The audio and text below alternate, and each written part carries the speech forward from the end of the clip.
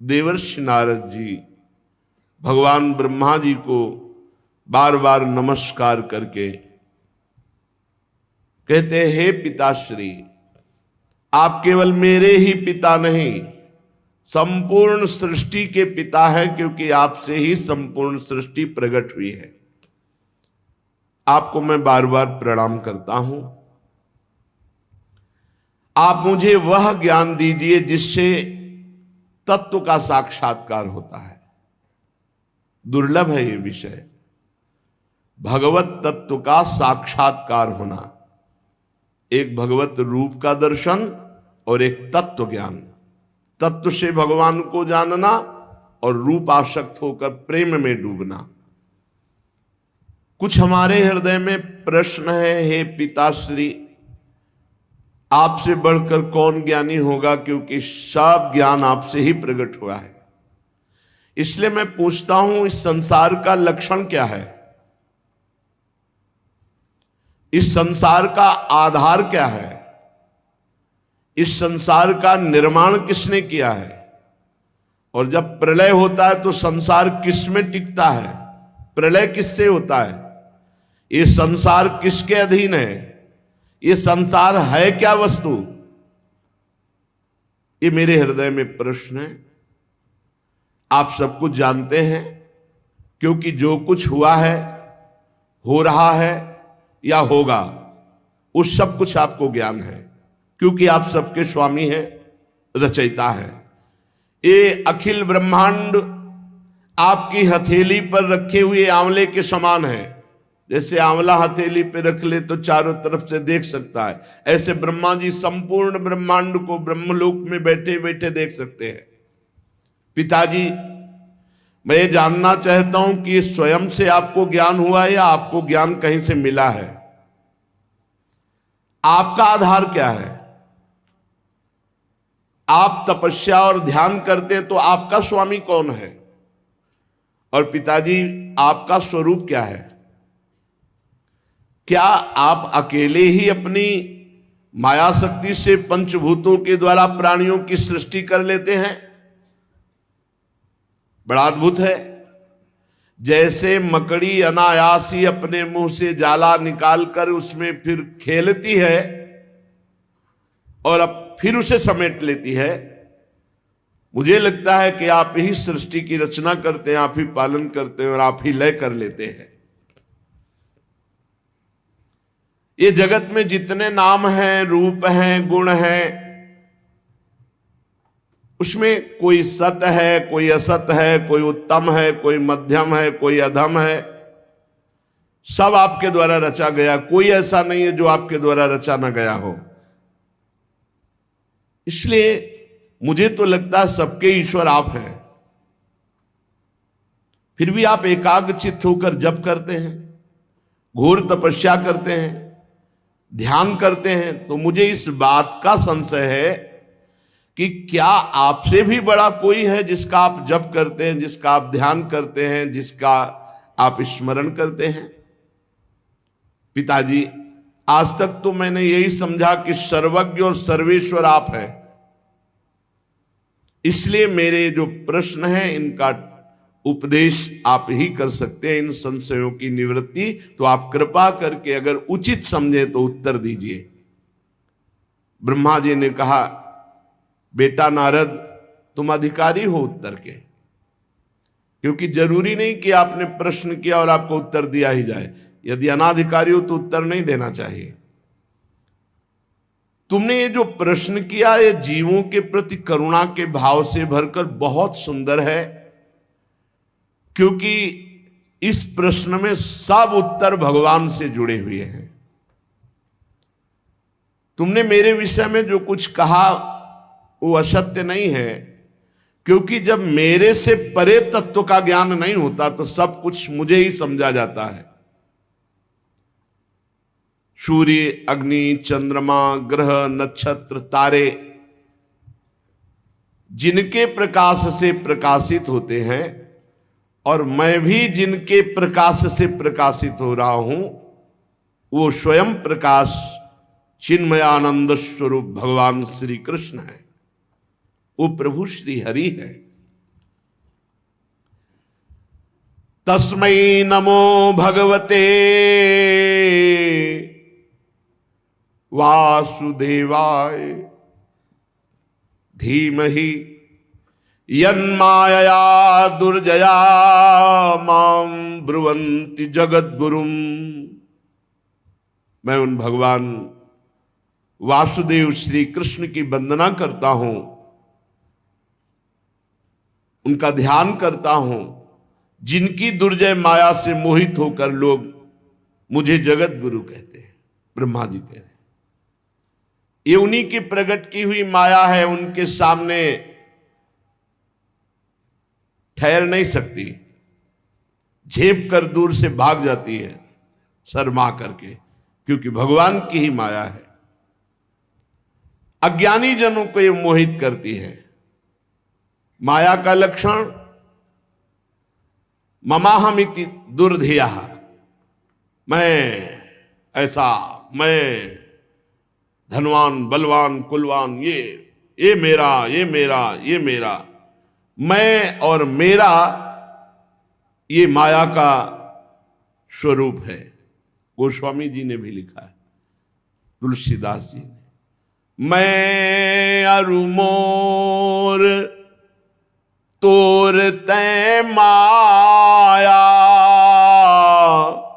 जेहि बस कीन्हे जीवन काया। संपूर्ण जीवों को अधीन किए हुए, लक्षण क्या है कि इसके माया पकड़े हुए, बोले मैं अरु मोर तोर तै माया, इसी में फंसाती है। ये मेरा, ये तेरा, ये मोर, ये पराया,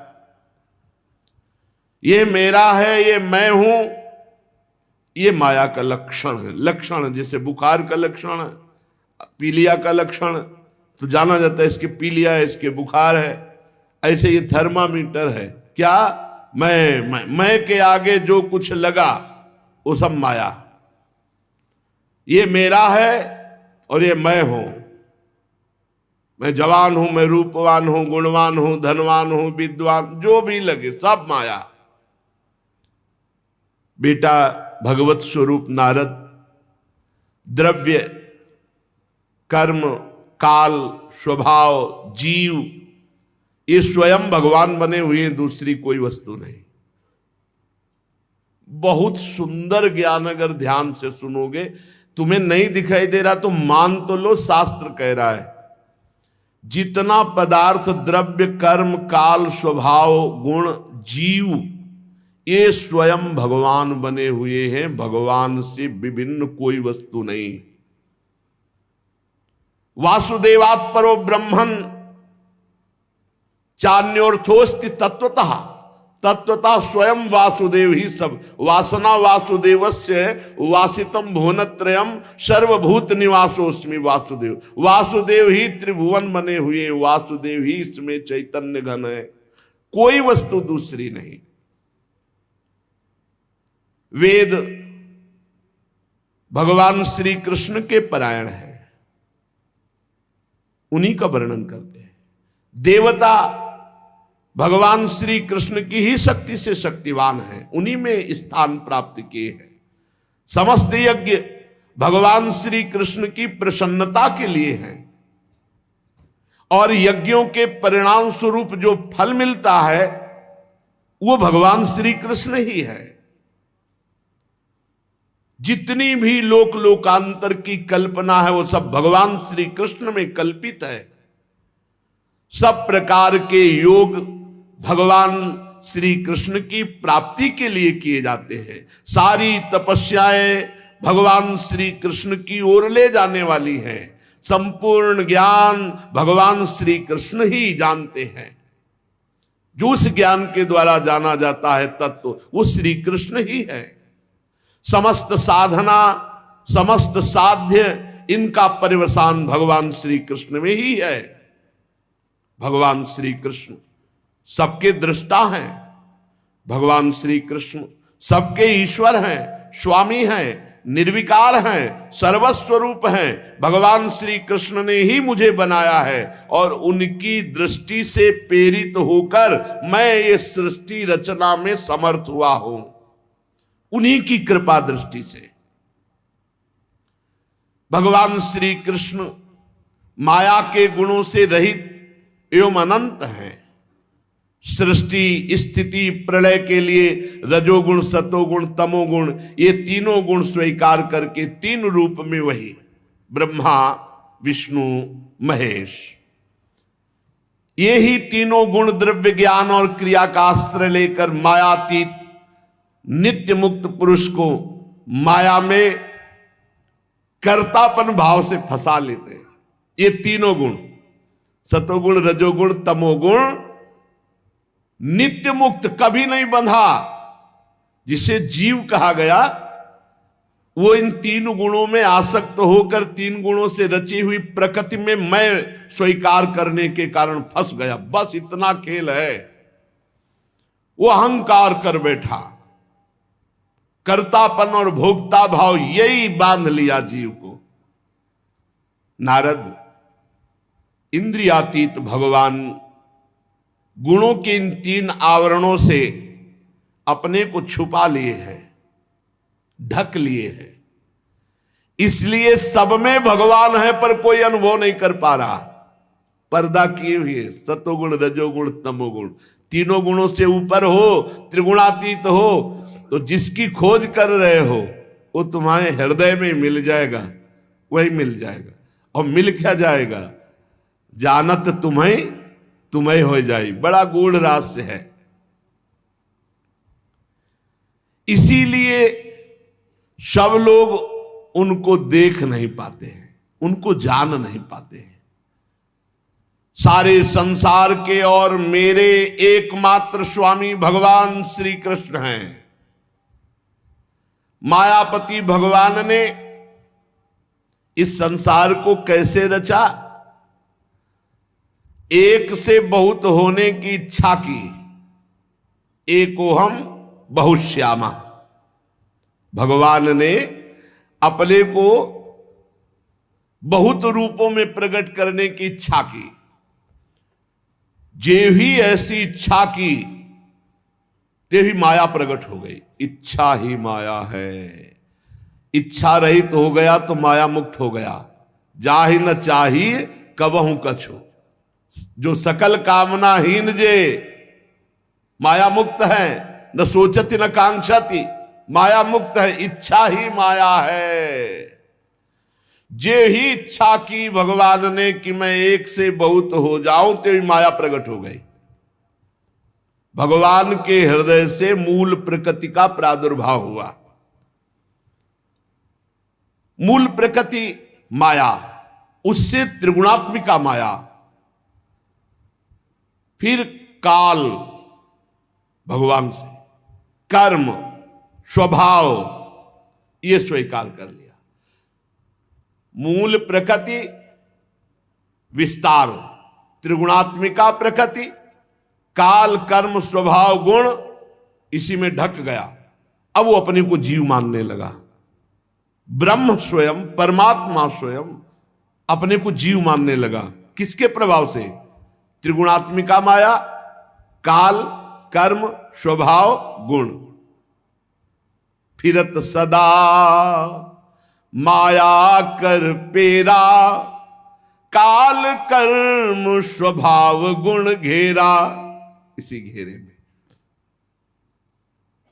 भगवान की इस माया शक्ति ने जब क्षोभ हुआ, वो रूपांतरित हुई, तो सबसे पहले मूल प्रकृति, त्रिगुणात्मिका प्रकृति, महातत्व, रजोगुण और सतोगुण की वृद्धि होने पर महातत्व में ये तत्व की बात है। तत्व के द्वारा सृष्टि का वर्णन। एक है रूप के द्वारा सृष्टि का वर्णन। भगवान श्री हरि शयन कर रहे हैं, उनकी नाभ से कमल प्रकट हुआ, कमल से ब्रह्मा जी, ब्रह्मा से संपूर्ण सृष्टि। और ये तत्व का, नारद जी ने पूछा था तत्व का मुझे बोध, तो भगवान से, ब्रह्म से मूल प्रकृति, मूल प्रकृति से त्रिगुणात्मिका प्रकृति, सतोगुण रजोगुण तमोगुण, जब ये रूपांतरित हुआ त्रिगुणात्मिका प्रकृति तो महातत्व प्रकट हुआ, और महातत्व जब रूपांतरित हुआ तो उससे ज्ञान, क्रिया, द्रव्य रूप तमः प्रधान विकार हुआ। इसके सुनने मात्र से ज्ञान का प्रादुर्भाव होता है, जिसे अहंकार कहा गया। ब्रह्म से मूल प्रकृति, मूल प्रकृति से त्रिगुणात्मिका प्रकृति, त्रिगुणात्मिका प्रकृति से महातत्व, महातत्व से अहंकार। जब अहंकार रूपांतरित हुआ तो तीन प्रकार का, वैकारिक, तेजस, तामस, सात्विक, राजस, तामस। तो सात्विक से ज्ञान शक्ति प्रकट हुई, राजसिक से क्रिया भोग शक्ति प्रकट हुई, और तामसिक से द्रव्य शक्ति प्रकट हुई। जब इनमें विकार हुआ अहंकार, त्रिगुण अहंकार में, तब पांच महाभूतों की उत्पत्ति हो गई, जो आकाश, वायु, अग्नि, जल, पृथ्वी, इन पंच तत्वों की, पंच महाभूतों की उत्पत्ति हुई। ब्रह्म से मूल प्रकृति, मूल प्रकृति से त्रिगुणात्मिका प्रकृति, त्रिगुणात्मिका प्रकृति से महातत्व, महातत्व से अहंकार, अहंकार से त्रिगुण अहंकार, और त्रिगुण अहंकार का जब रूपांतरित स्वरूप हुआ तो पंच महाभूत प्रकट हुए। पंच महाभूतों में सबसे पहले आकाश की उत्पत्ति हुई। आकाश की पहचान शब्द से होती है, हर जगह आकाश है। शब्द, जहां शब्द होगा वहां आकाश तत्व, बिना आकाश तत्व के कुछ है नहीं। शब्द जहां, हर जगह शब्द है तो आकाश तत्व सर्वत्र व्याप्त है। इसी शब्द से दृश्य का बोध होता है, दृष्टा का बोध होता है। आकाश पंच महाभूतों में सबसे पहले प्रकट हुआ, उसका गुण शब्द है। फिर उसमें जब रूपांतरित हुआ तो वायु की उत्पत्ति हुई।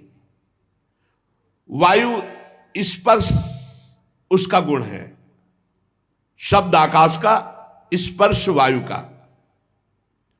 वायु में शब्द और स्पर्श दोनों आ गए। जब वायु चलेगी तो उसमें आवाज भी होती है और स्पर्श का बोध होता है कि ठंडी वायु है या गर्म वायु है, सुखद है या दुखद है।